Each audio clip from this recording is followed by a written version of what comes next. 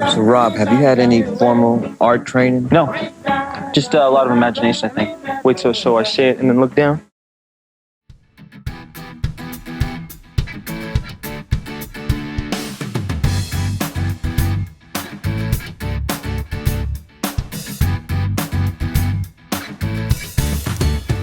Hey everybody, this is Perch, and a new limited series coming out featuring Adam Warlock, and this is kind of returning Ron Mars and Ron Lim, the Rons, for another limited series. In this case, I'm going to say off the offset, I think Mars and Lim are a good combo to do a book like this. They do the cosmic stuff very well.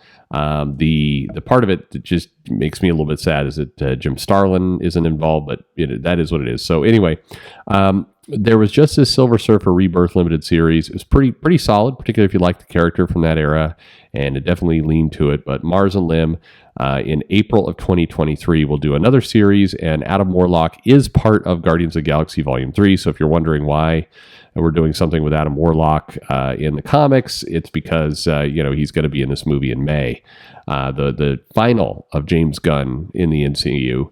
Now granted, the Warlock that's going to be in this comic and just Marvel Comics in general will most likely bear absolutely zero resemblance in any form or fashion to anything that's going to be in that movie. But it's fine. It's fine.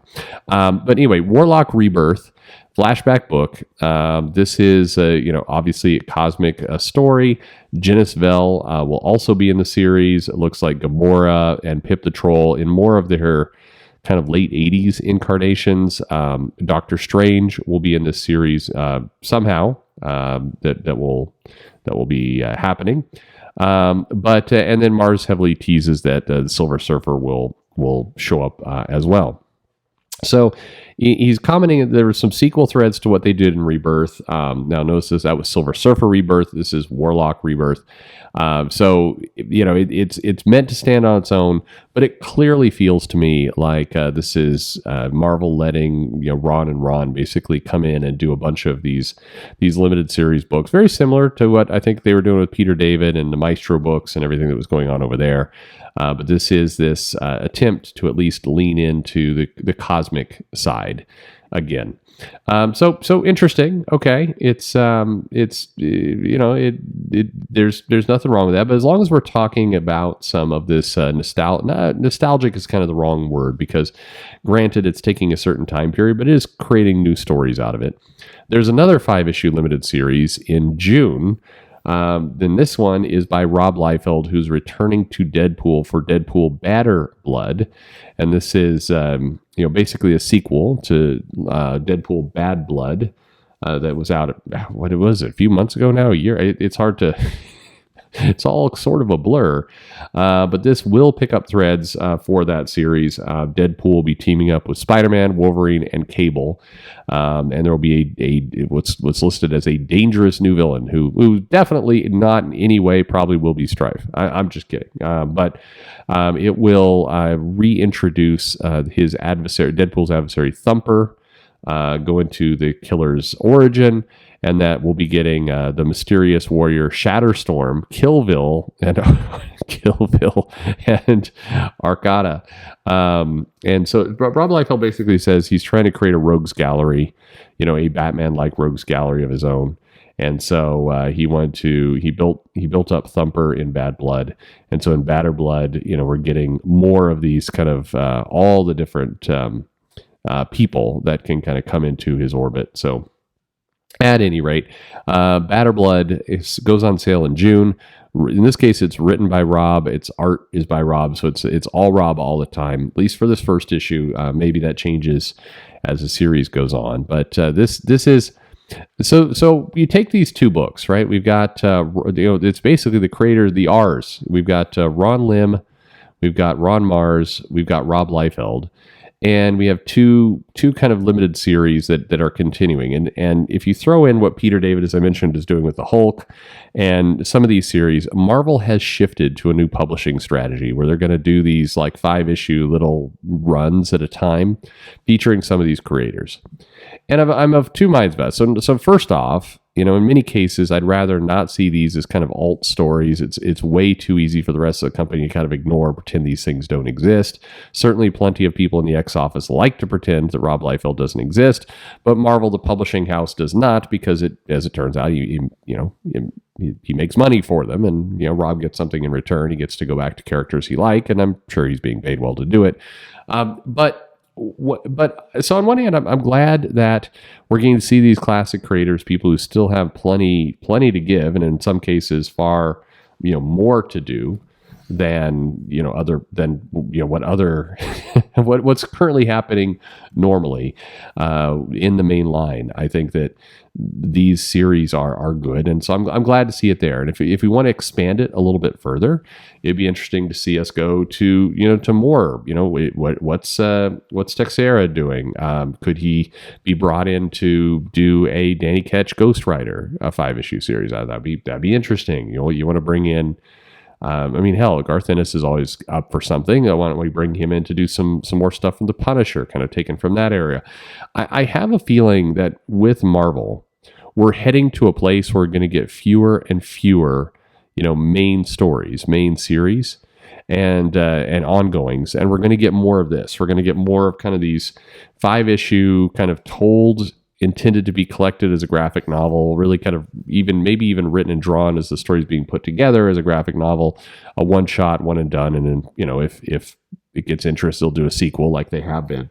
And we're headed to a place where I would be unsurprised within a year or two if half of Marvel's line is not like this. It's basically, creators doing work from their eras. So it's intended to appeal to people who would like that, and it's not really trying to chase new readers, but it's in theory friendly enough that 5 issues you could step in and pick it up. But that's what we've got. I mean, and is that so wrong? This is where I'm struggling. If Marvel kind of swallowed their pride and it made it interesting for Byrne, and Byrne was interested to do it, and we started to get little once every 2 years 5-6 issues from Byrne into the Fantastic Four as kind of where he would taken it, would that be so bad? I mean, if Simonson started doing kind of tales from the era of Thor, would that be so bad? I mean, this is a little bit of the X-Men Legends approach that we have going on.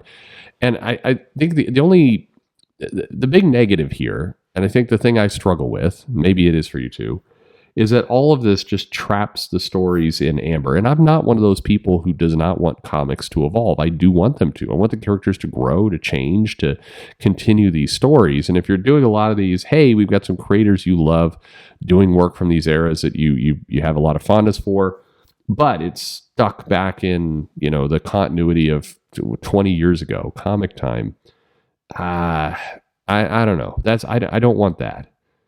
I do want, even if I don't like everything that's come about, as much as you hear me complain about the Krakoa era and stuff like that, I do want to see stuff move forward. I do want to see things evolve.